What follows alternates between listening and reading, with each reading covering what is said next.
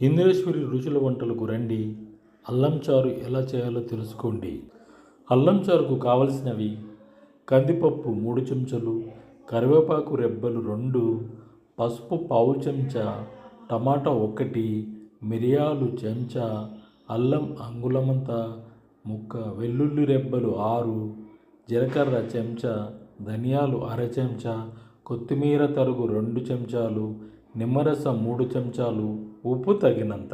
అల్లం చారు తాలింపు కోసం నూనె చెంచా, ఆవాలు అర చెంచా, మెంతులు పావు చెంచా, ఎండుమిర్చి 2, ఇంగువ చిటికెడు, కరివేపాకు 2 రెబ్బలు. ఇప్పుడు అల్లం చారు ఎలా చేయాలో తెలుసుకుందాం. అల్లం చారు తయారీ విధానం: కందిపప్పును అరగంట ముందే నానబెట్టుకోవాలి.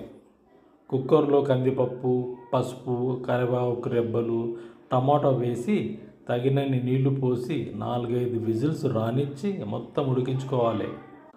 ఆ పప్పుకి అర లీటర్ నీళ్లను కలిపి వడగట్టి పలుచటి పప్పు నీళ్ళని మాత్రమే తీసుకోవాలి. మిరియాలు, జీలకర్ర, వెల్లుల్లి, అల్లం, ధనియాల్ని కచ్చపచ్చగా మిక్సీలో పట్టుకోవాలి. స్టవ్ మీద గిన్నె పెట్టి పప్పు నీళ్లను సన్న మంటపైన ఉంచి అందులో తగినంత ఉప్పు, మిక్సీ పట్టుకున్న మిరియాలు, అల్లం మిశ్రమాన్ని వేసుకొని ఒక పొంగు రానివ్వాలి. స్టవ్ కట్టేసి నిమ్మరసం, కొత్తిమీర తరుగు వేసుకోవాలి. చివరకు తాలింపు వేసుకొని ఆ తాలింపు గింజలని ఈ రసంలో కలుపుకుంటే అల్లం నిమ్మకాయ చారు సిద్ధం.